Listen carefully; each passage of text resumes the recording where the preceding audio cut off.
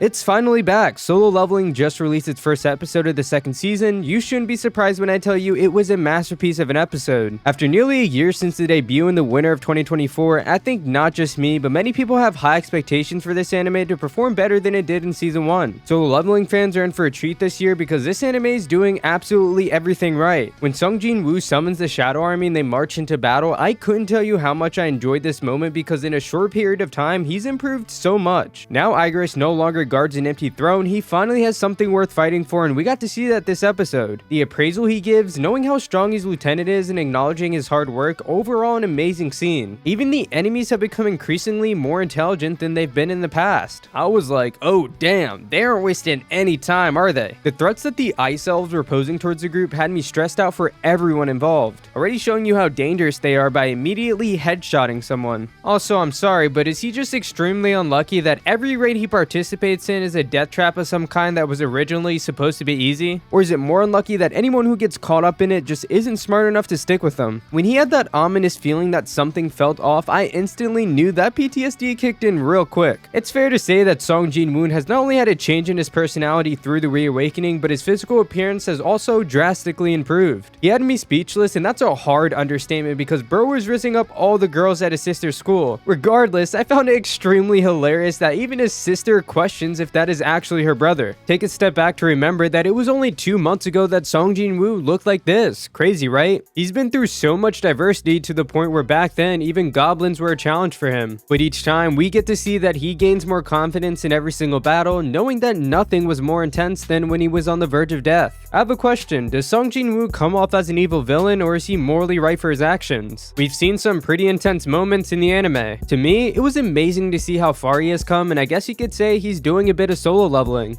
You see what I did there? Now, the parent-teacher conference is important for 2 reasons. The teacher goes on to explain how well Gina is doing in school, yet believes it's a good idea to ask if she were to reawaken, could she potentially work as a hunter? Come on, it was obvious the answer was gonna be a no because Sung Jinwoo only became a hunter to find a cure for his mother's disease, but also to earn monies for his sister's college expenses. She decided to ask him for another favor, which pertains Hong Sung-yi, who's considering becoming a hunter and has stopped going to school. The first time we saw this character was back in season 1 when he formed the strike squad and noticed she was a kid, although I didn't think she had much relevance at the time. Although her confidence may be high, she is still an E-rank hunter and won't be able to make a living in her current state. I'm starting to question what her purpose is because why is he taking the time to advise her about the dangers and harsh realities of the hunter life? Is it because she's a kid and feels empathy towards her, or does she remind him of himself when he was an E-rank hunter who was completely clueless? I really don't know, but it's quite ironic. Hunter Hwang Dong-soo arrives in Korea and he's pissed off. If you didn't know, he's the younger brother of Hwang Dong-suk, who was killed by Sung Jinwoo in one of the dungeons after threatening to betray him and his friend. One rule we cannot forget is whatever happens in a dungeon stays in a dungeon. During that episode, you might remember that Dong-suk tries to convince him that he won't get away with this. He tells him if he knew who his brother is, but that was not going to make a difference in the slightest. He was getting tired of all that nonsense they tried to pull in him and ended their shenanigans right then and there. This S-rank hunter has a murderous intent for revenge and will use the same methods to his advantage if necessary to avenge his fallen brother. Sung Jinwoo has the idea to contact the same guild employees from the White Tiger Guild who tried to recruit him earlier after they became suspicious of a potential reawakening. He takes the kid to this C-rank dungeon because he knows how serious the situation can be, hoping that she might give up on her dreams. We get a ton of new characters, but specifically we're concerned about A-rank hunter Kim Chul, leader of the assault team who specializes in his tank abilities. I just want to say I don't know who's ranking these dungeons because there is no way a C-rank dungeon just randomly transformed into a red one. I mean it did, but still. Hopefully you remember the last time he entered a C-rank dungeon as an E-rank hunter because that did not end well at all. For some reason he warns the recruiters to get in contact with the assault team, but they won't be getting help anytime soon. A red gate is a dungeon where you lose contact with the outside world. In order to have a chance to get out, you have to either defeat the boss or wait until it collapses, which could take months. The gate was completely sealed off with no signs of entrance. On the bright side, I'm not sure whether to call him lucky or not, but Hwang Dong-soon won't be able to enter, but he will patiently be waiting for him to get out. The ice elves didn't even give them the chance to gather their surroundings and wasted no time targeting the 2 most weakest members. This attack almost felt like a warning of what's to come, but Sung Jinwoo wasn't too fond of this. Thankfully, his quick reaction time was able to save her in the last moment. Around this time, knowing that the mission is going to be extremely difficult, Kim Chol believes it's in his best interest not to take anyone lower than a C rank. One of the members realizes Sung Jinwoo isn't an E rank and was like, that A rank hunter was not able to detect that arrow, I'm staying with you. His squad heads towards the forest while the other team takes the main road. He was able to defeat the ice bears with ease, provide his team with warm clothing, and keep them calm. Sung Jinwoo to me comes off as a quite polite and low-key guy. He tells them as long as you don't ask any questions, he will protect everyone and keep you safe. On the other hand, I really don't want to talk about the other squad setback because everyone was getting cooked by the ice elves. His team relied on this A rank hunter to keep them alive, and you know what he did? Ran away cowering in fear, but I don't blame him. He wasn't weak in any way because he took down the ice bears with no trouble at all, but these dudes were insanely strong, especially when you got a whole army of them. I've been waiting for such a long time where we would get to see our first sight of the Shadow Monarch's army being used in battle. Every single scene, minute, or second that passed was amazing. The animation for this was just flawless. The summoning of the army, the scene where they run into battle, the diversity between the warriors and mages, this was beyond hype. Most importantly, the fight between Igris, his lieutenant, and the main boss that appears at the end. The fight was swift and intense, not ridiculously dragged on within multiple episodes, and overall it felt great. I like that even after the battle, Sung Jinwoo goes to compliment Igris, believing if he used his sword back then, he would have stood no chance of defeating him. Can you imagine what the rest of the season will be like? If they can keep this same level of animation, this could definitely be in the talks of anime of the year. I know that sounds crazy to say when the new year just started, but you have to understand the level of pacing is perfect. I love the suspense of not knowing what will happen next because when you think it's easy, that's when it becomes a problem. Speaking of problems, it's becoming increasingly more difficult for him to hide a secret, especially when he's trying to keep his team alive. Soon enough, he will have to embrace it. Take a moment to appreciate that the animators are doing justice for the community, and I'm all here for it. This was a badass episode to start off the season, and I'm honestly excited for what's to come in the future. If you enjoyed watching, leave a like and subscribe for more upcoming videos. Thanks for watching, and if you have any anime recommendations, leave them down below, and I hope you have a great rest of your day. See ya!